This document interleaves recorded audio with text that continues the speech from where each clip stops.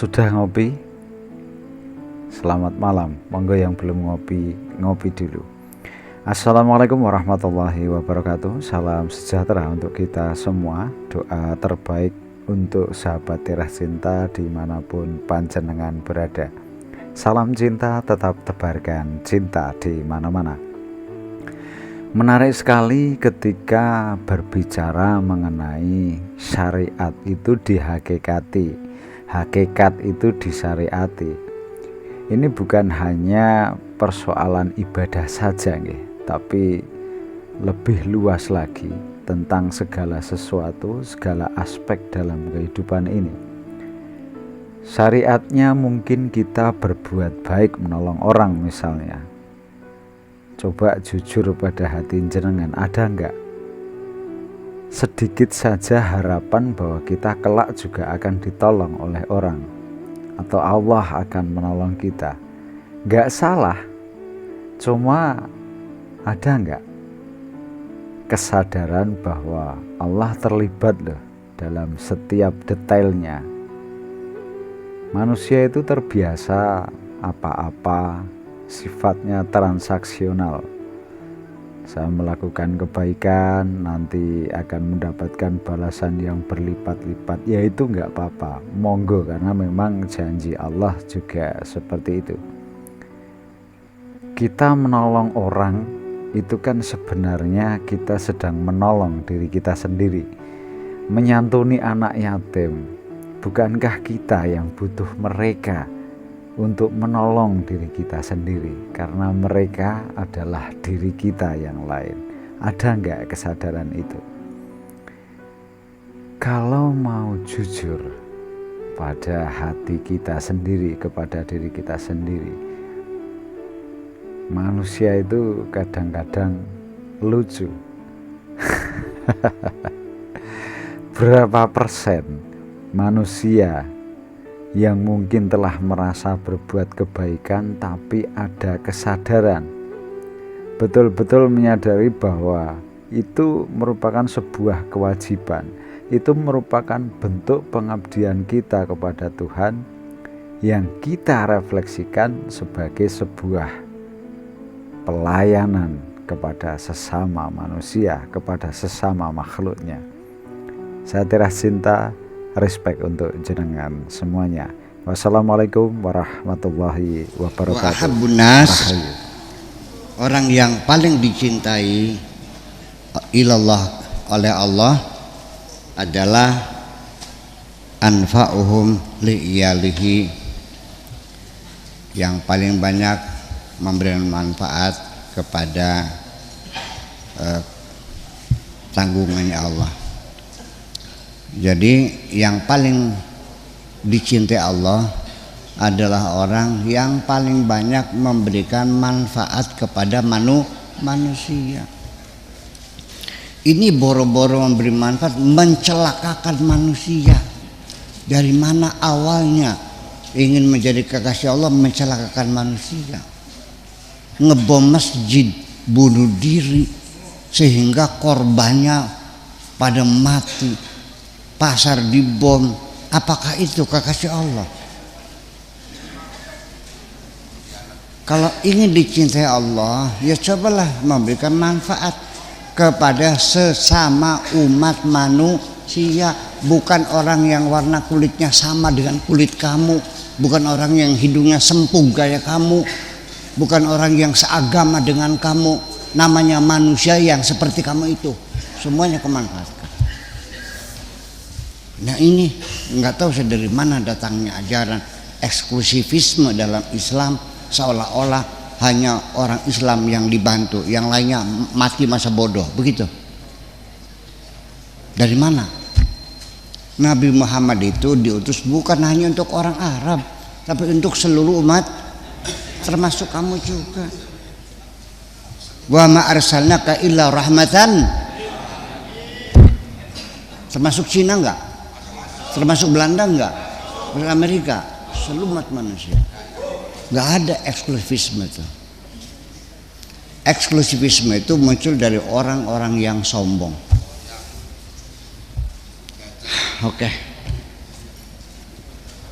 Kalau Islam dibawa ke area eksklusif, maka percayalah Islam akan hilang. Apa saja eksklusif tidak mungkin berkembang, betul Pak?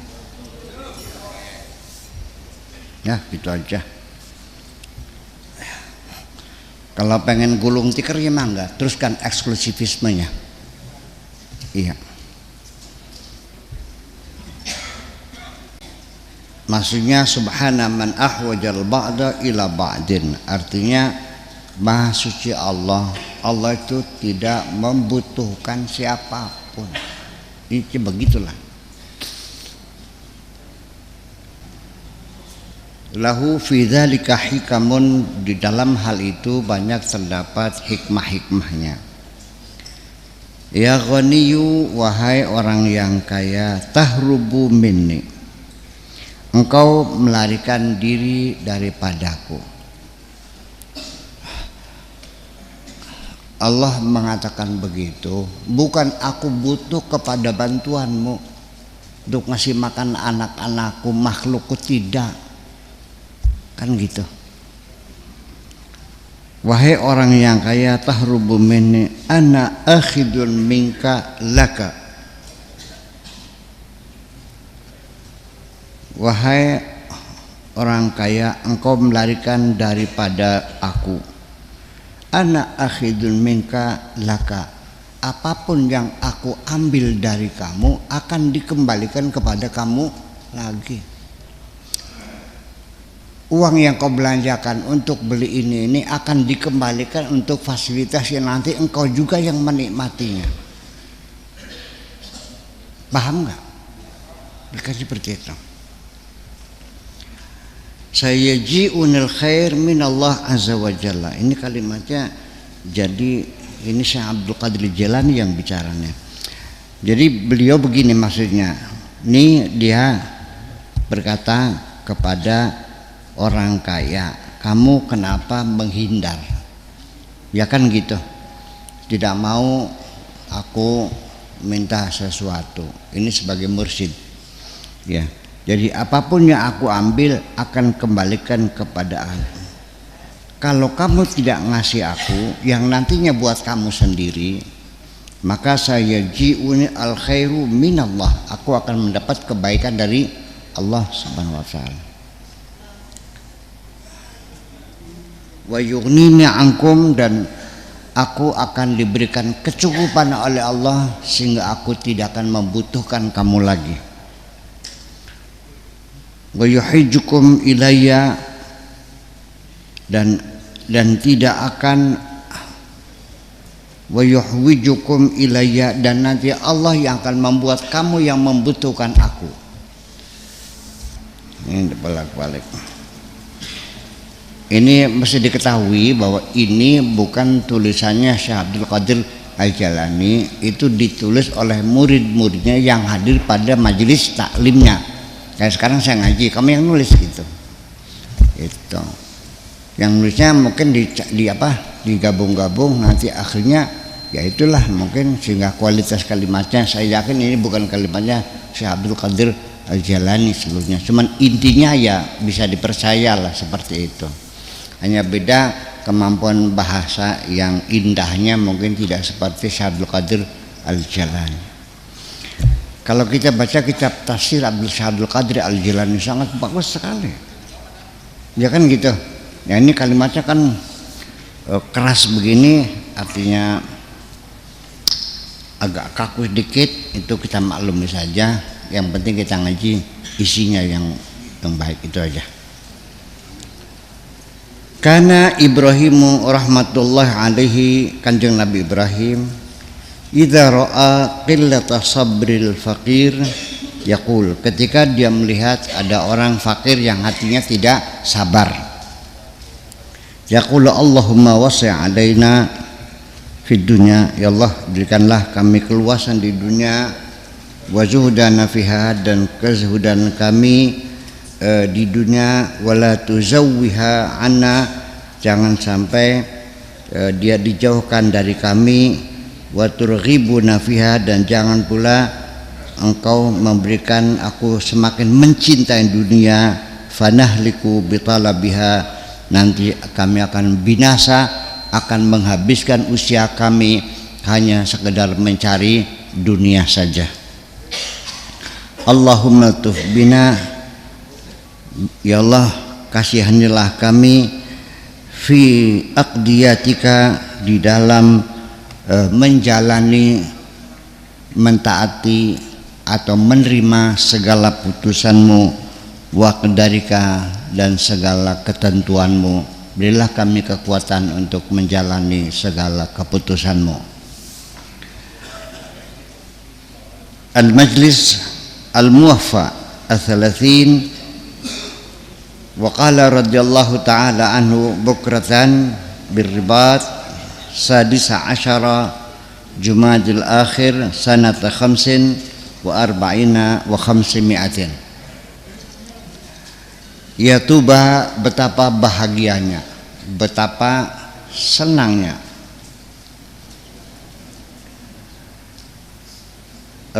liman i'tarafa lillahi azza wa jalla bi ni'amihi, betapa bahagianya orang yang mengakui mendapatkan kenikmatan dari Allah.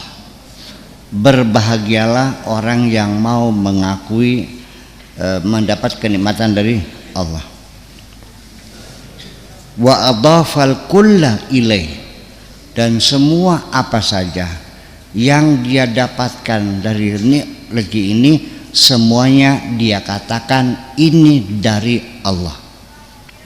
Dapat duit dari Allah, dapat rumah Allah, dapat jodoh dijodohkan oleh Allah, dapat pekerjaan dikasih pekerjaan oleh Allah, disembuhkan dari penyakit disembuhkan oleh Allah. Alladzi yut'imuni wa yusqin wa idza maridtu fahuwa yashfin. Yang ngasih makan aku adalah Allah, yang ngasih minum aku adalah Allah, ketika aku sakit menyembuhkan adalah Allah. Itu wa'dhafal kull ilaih, semuanya dinisbatkan kepada Allah subhanahu wa ta'ala. Wa'ara nafsahu wa asbabahu wa haulahu wa quwwatahu, dan dia meniadakan ya dirinya sendiri, wa asbabahu, dan segala upayanya, usahanya, kerja kerasnya, tidak pernah mengklaim aku dapat rezeki karena jerih payahku. Tidak pernah mengatakan aku dapat rezeki karena memutar otakku. Ya. Wa asbabahu wa haulahu, dan tidak pernah mengatakan ketika apapun karena ini adalah dari modalku sendiri. Wa quwwatahu, dan dari kekuatanku ini adalah karena kepintaranku, ini adalah karena pengalamanku. Kentut semuanya itu, semuanya adalah dari Allah subhanahu itu. Berbahagialah orang yang sudah mampu pengakuan dirinya seperti itu, sehingga tidak pernah orang itu merasakan bangga dengan kemampuannya. Semuanya adalah pemberian dari Allah subhanahu wa ta'ala. Ini ajaran semacam ini masih belum bisa diterima oleh kebanyakan umat Islam. Tetap mengatakannya ini jerih payahku, aku berubah karena aku yang merubah. Sampai kiainya bilang kepada santrinya, kamu bisa jadi orang benar gara-gara aku, ya karena aku yang mendidik kamu. Kalau bukan aku yang mendidik, belum tentu kamu jadi orang benar. Pernah dengar begitu nggak? Kari kiainya benar beli.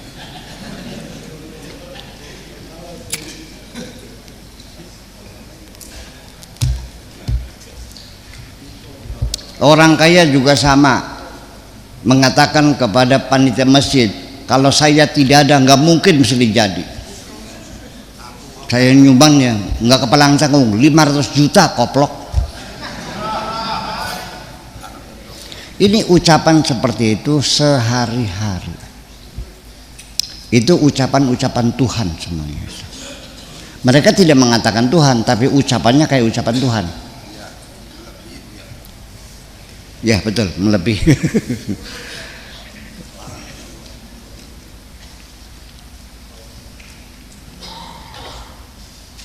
Al-aqilu, orang yang berpikiran cerdas, alladzi la yahsabu 'ala Allah 'azza wa jalla amalan, tidak pernah hitung-hitungan dengan Allah. Kalau dia beramal apapun nggak pernah hitung-hitungan, nggak pernah ngitung ganjaran.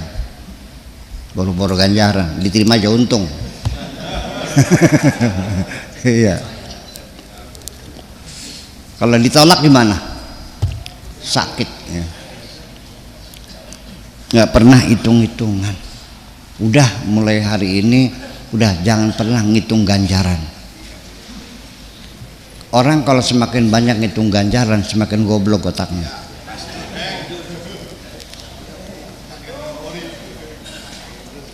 Sebab ganjaran itu sendiri materinya nggak jelas, sangat abstrak ganjarannya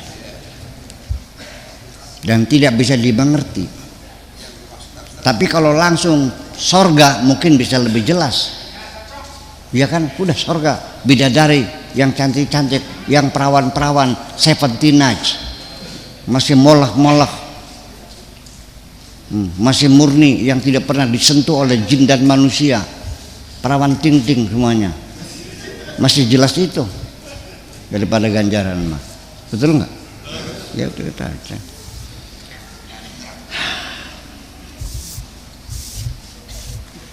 Dan saya kan tidak pernah cerita sorga, yang saya belum pernah masuk sorga.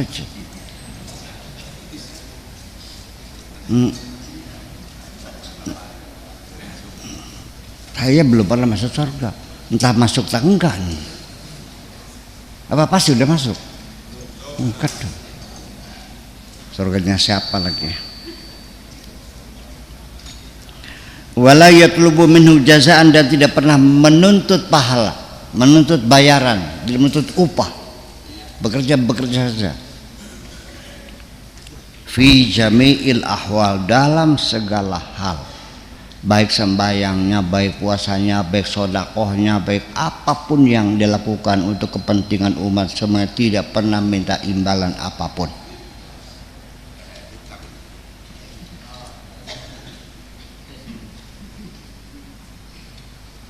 Ya, I do everything just for you because I love you. Gitu aja. I do it for you because I love you. Setuju? Ya. Wailak koplok. Tadi betapa bahagianya, sekarang tinggal koplok. Anta ta'budullah, engkau mengabdi kepada Allah. Ta'budu, mengabdi, jangan menyembah ya, mengabdi. Allah bukan sesembahan. Allah, engkau mengabdi kepada Allah bi ghairi ilmin, tapi tanpa dilandasi dengan keilmuan. Wong menggawe ki sing penting asal oyeng,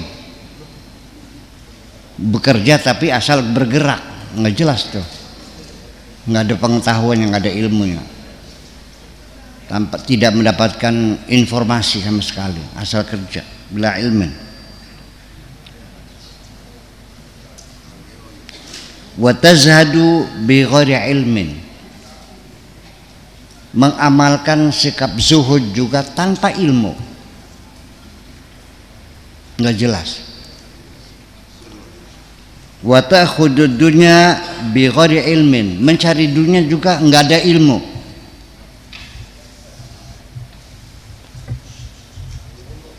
Dagangan geblog hanya laku 2, satu harganya 500 perak. Tanpa ilmu sih, dicicipin geblognya nggak enak sih. Iya, buka restoran nggak laku karena rasanya nggak karu-karuan, tanpa ilmu. Ngerias pengantin kayak berokan, hasilnya. Iya. Sampai ngajar ngaji ya anak didiknya nggak ada yang pinter, goblok semua. Tanpa ilmu sih. Ini kan banyak terjadi di sekitar kita. Dzalika hijabun fi hijabin. Engkau itu terhijab berlapis-lapis. Iya. Maktun fi maktin. Ya, kamu tidak disukai, dibencinya luar biasa. Dibenci dalam kebencian. La tumayyizul khaira minasyari, enggak tahu, tidak bisa membedakan mana yang baik mana yang buruk.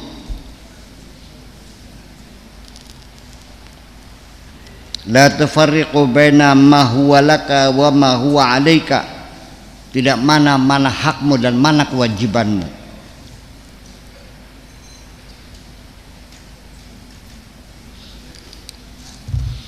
Tidak tahu mana hakmu mana kewajibanmu. Kadang-kadang bukan tidak tahu, memang aneh manusia ini, yang diingat-ingat selalu haknya, kewajibannya lupa. Betul nggak? Menurut mana hakku, kewajiban kamu laksanakan enggak? Tiap bulan nuntut gaji, tapi tiap hari masuknya datang terlambat. Betul nggak?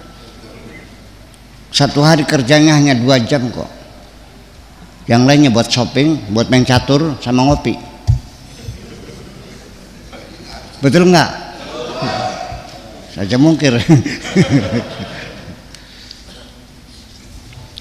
Masa kerja sehari 8 jam hanya menghasilkan buat surat buku nikah 1, ngisi buku nikah 1 hasil.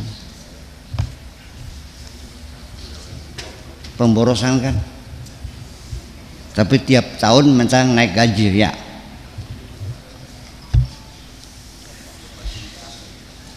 Ya.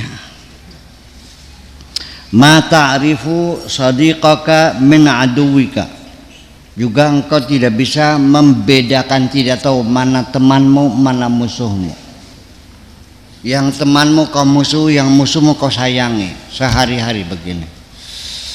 Pengikut yang setia kau sia-siakan, orang munafik yang kamu ikuti sehari-hari. Kita selalu salah paham terus. Ini ngomong realita ini.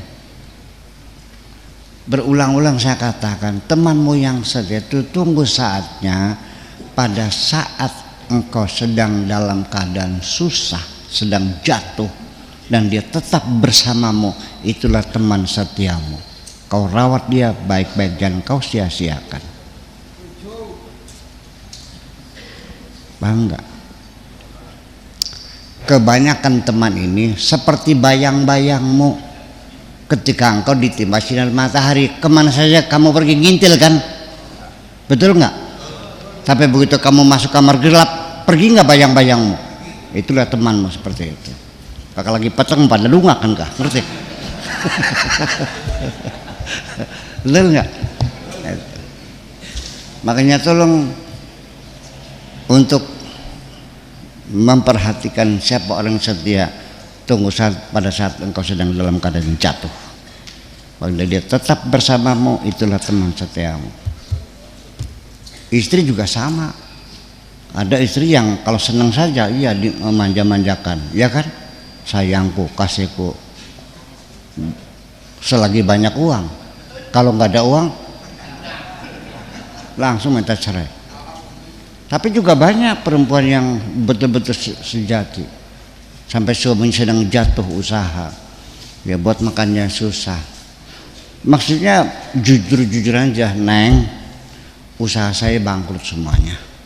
Saya dulu mengawini kamu untuk saya ajak bahagia, tetapi ternyata di luar dugaan usaha kita bangkrut. Saya tidak mau mengajak kamu sengsara bersamaku. Kalau engkau pulang, ku antarkan lagi ke rumahmu. Apa bilangnya? Wahai kakanda, apa artinya hidup ini tanpa dirimu?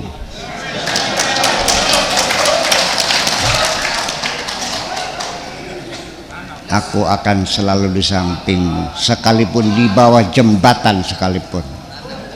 Malah justru istilah semacam ini membangkitkan semangat yang luar biasa. Masih ada nggak perempuan yang begitu? Ada masih? Ada, masih ada. Ada. Percaya ada. Ada, masih ada. Ya itulah membedakan saudara dengan teman, mana yang setia. Belum tentu saudara sendiri. Bapak mati bertengkar betul warisan, malah teman kamu yang membantu kamu segala-galanya. Kadang-kadang belum pernah kamu kenal dulu kok, betul nggak? Baru ketemu sekali langsung dia bantu. Itulah persoalannya.